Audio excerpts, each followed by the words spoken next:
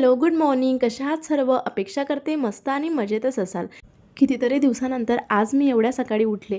5 वाजता वगैरे उठले आणि आता 5:15 वगैरे वाजले होते आणि आज जायचं होतं टूरला. कितीतरी दिवसाच्या प्रतीक्षेनंतर हा दिवस आला.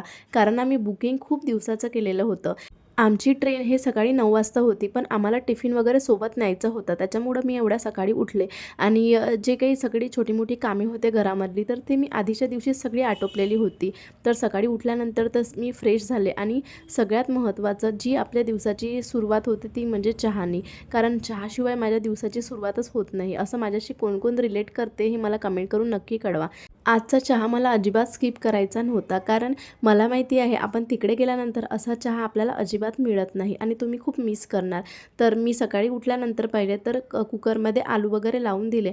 ॲक्च्युली मी आधीच्या दिवशीच लावणार होते, बट म्हटलं की तो ट्रेनमध्ये आपण किती वाजता जेवणार टिफिन दुपार वगैरे होणार, त्याच्यामुळे ते खराब व्हायला नको म्हणून मी सकाळी उठल्यानंतर सगळ्यात पहिले तर कुकर लावला. कारण मग तो झाला की जे आलू आहे ते थंड होतात आणि आपण ते काढू शकतो.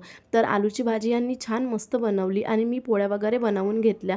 कारण अजून बरीचशी कामे होती. तर भांडे वगैरे पण वॉश करायचे होते. सगळं ओटा वगैरे पण क्लीन करायचा होता. कारण कुठेही जायचं म्हटलं तर सर्व गोष्टीची अरेंजमेंट करून आपल्या बायकांनाच जावं लागतं आणि त्याच्यामुळंच मी यांची हेल्प घेतली आणि यांनी भाजी वगैरे बनवली. कारण मला भांडे वगैरे पण सगळे वॉश करायचे होते. गॅसचा ओटा क्लीन करायचा होता.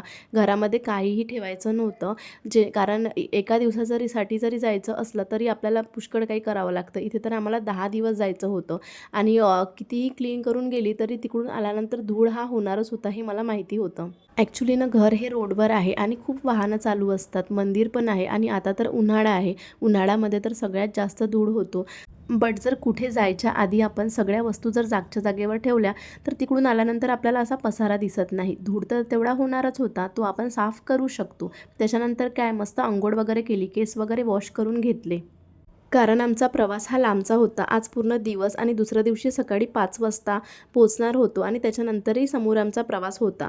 मस्त देवाच्या पाया वगैरे पडलो आणि आमच्या समोरच जे महादेवाचं मंदिर होतं तिथंसुद्धा आम्ही पाया पडून घेतल्या आणि बघा ट्रेनमध्ये आम्हाला मस्त अद्विकचं खेळणं चाललेलं होतं आणि अद्विकला छान एक फ्रेंड भेटली आणि ती फ्रेंड आम्हाला आमच्या अर्ध्या प्रवासापर्यंत सोबत होती आणि त्याच्यामुळं अद्विकचं छान मस्त जमलं. त्याचा आम्ही गेम वगैरे 1-2 टॉयज सोबत घेतलेले होते जेणेकरून तो बोर होणार नाही आणि मोबाईल मागणार नाही. त्याच्यामुळं मग मस्त तो खेळला आणि सकाळी 5 वाजता आम्ही दिल्लीमध्ये पोहोचलो. आता आम्हाला या रेल्वे स्टेशनवरून दुसऱ्या न्यू दिल्लीचं जे रेल्वे स्टेशन आहे तिथे पोहोचायचं होतं. त्याच्यासाठी आम्ही एक ॲटो वगैरे बुक केला आणि तिथे पोहोचलो. कारण स्टेशनवर पोहोचल्यानंतर तिथला एक कॅब ड्रायव्हर एवढा मागे लागलेला होता त्याच्यामुळं आम्ही ते स्किप केलं आणि ॲटोने सरळ बुक केला आणि आमची जी ही शताब्दी ट्रेन होती तर ही होती 7:30 वाजता. तर ट्रेनमध्ये छान नाश्ता वगैरे आम्ही कॉफी वगैरे पण घेऊन घेतली. छान होती ट्रेन. त्याच्यानंतर आम्ही पोहोचलो चंदीगडला. 11:30 वाजता वगैरे आम्ही चंदीगडला पोहोचलो असणार आणि तिथे आमचा जो ड्रायव्हर होता तर तो रेडी होता आणि इथून आमचं जे पॅकेज आम्ही घेतलेलं होतं तो टूर इथून स्टार्ट होणार होता. तर छान मस्त आमचा इथून जर्नी स्टार्ट झाला आणि मध्ये आम्हाला भूक लागलेली होती. सो मग त्यांनी त्याच्या सजेशननी आम्ही एक छान मस्त हॉटेल विचारलं आणि तिथे थांबलो. तर हे जे हॉटेल होतं तर इथे छान मस्त टेस्टी जेवण होतं. अद्विक बघा तुम्ही किती चिमलेला आहे. कारण ॲक्च्युली त्याला कारचा प्रवास हा म्हणजे ओमेट होतं त्याला कारमध्ये आणि आतापर्यंत त्याने एकदाही ओमेट केलेलं नव्हतं. आतापर्यंत जो आमचा प्रवास होता तो छान झालेला होता आणि जेवण वगैरे मस्त छान करून घेतलं आणि इथून आमचा समोरचा जर्नी हा स्टार्ट होणार होता. आम्ही चंदीगडवरून 11:30च्या दरम्यान निघालो असणार आणि अजूनही आम्ही पोचायचंच होतं. तर रात्र होणार होती पोचण्यासाठी. तर बघा मी काही जे रोडचं जे दृश्य आहे ते शूट केलेलं होतं. आता आम्ही हिमाचल प्रदेशमध्ये एंट्री केलेली होती आणि अद्विक पुन्हा झोपलेला होता. समोर अजून बराच प्रवास आमचा बाकी होता. त्याच्यामुळं मग मध्ये छान मस्त चहा घ्यायचा होता. म्हणून आम्ही एका रेस्टॉरंटमध्ये थांबलो आणि तिथे मस्त मी चहा घेतला. कारण हे काही चहा घेत नाही. अजून नाम बता. इथून पुढे जो मनालीचा घाट होता तो खूप जास्त होता आणि हे जे तुम्हाला दाखवत आहे मी इथे एक टनेल बनणार होतं जेणेकरून जो घाट आहे तिथला तो स्किप होणार. तर आणि खरंच कमाल आहे कारण पूर्ण घाटाचा रस्ता आहे आणि त्याच्यातून सुद्धा छान मस्त टनेल रोड बनवलेले आहे. आणि फायनली एवढ्या लांब प्रवासानंतर आम्ही हॉटेलला पोहोचलो आणि हॉटेलचं नाव होतं जन्नत आणि खरंच जन्नतसारखंच हॉटेल होतं. खूप खूप छान मस्त इंटेरियर केलेलं होतं. हा जो आहे हा समोरचा पॅसेज होता आणि आल्याबरोबर त्यांनी आम्हाला ड्रिंक ऑफर केलं. तर छान मस्त तिथे ज्यूस वगैरे आम्ही पिऊन घेतलं अद्विकनी, मी आणि यांनी आणि थोडं रिलॅक्स झालो. यांनी ज्या काही फॉर्मॅलिटीज असतात हॉटेलच्या तर त्या पूर्ण करून घेतल्या आणि रूममध्ये आम्ही एंट्री केली. तर मी तुम्हाला रूमचा टूर दाखवते. तर छान मस्त हे खूप छान मस्त असं झुंबर लावलेलं होतं आणि इकडे मस्त बेडच्या दोन्ही साईडला छान मस्त त्यांनी लाईट लावलेले होते आणि हा इथेच लगेच मिरर होता. खरंच खूप छान मस्त सेटअप केलेलं होतं. इकडे जागा खूप कमी आहे कारण पूर्ण घाटाचे रस्ते आहे, पूर्ण दऱ्या आहे. बट त्यांनी हॉटेल खूप छान मस्त बनवलेलं होतं. इथे टीव्ही होती आणि ही जी आहे ही गॅलरी होती. तर चला मी तुम्हाला ओपन करून दाखवते आणि सकाळचा जो व्ह्यू आहे तो मी नेक्स्ट ब्लॉगमध्ये तुमच्याशी शेअर करते. आता रात्रीचा व्ह्यू मी तुमच्याशी शेअर करते.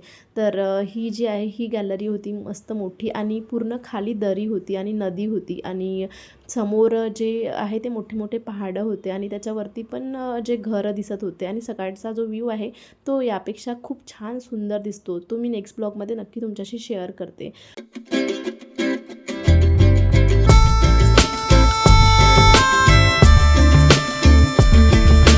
एवढ्या दूरच्या प्रवासानंतर अद्विक आता फायनली रिलॅक्स झालेला होता आणि छान मस्त मस्ती करत होत्या आणि उद्यापासून आमचा जो ॲक्च्युअल टूर आहे तो स्टार्ट होणार होता. ज्या काही प्लेसेस आहेत त्या आम्हाला उद्या एक्सप्लोअर करायच्या होत्या.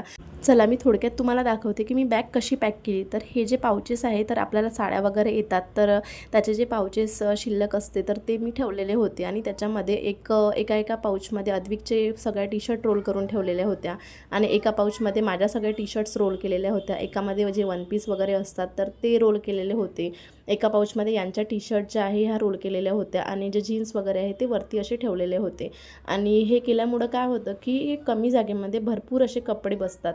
कारण आम्हाला जास्त बॅग या कॅरी करायच्या नव्हत्या. एकच आम्ही मोठी बॅग घेतली आणि त्याच्यामध्ये छान मस्त माझे जवळपास सगळे कपडे मावले. मग आम्ही तिघेही छान मस्त फ्रेश झालो आणि मी वॉर्मर घातलेलं होतं आणि तिथे थंडी होती त्याच्यामुळे या दोघांनीही जॅकेट घातलेले होते आणि छान मस्त इथे जे हॉटेल आहे तर या कॅरिडोरमध्ये आणि बऱ्याच ठिकाणी रूममध्ये खूप छान मस्त फ्रेम लावलेल्या होत्या आणि मी जायच्या वेळेस त्यांना विचारलंसुद्धा की फ्रेम या कुठून घेतलेल्या आहे कारण खूप छान मस्त फ्रेम होत्या.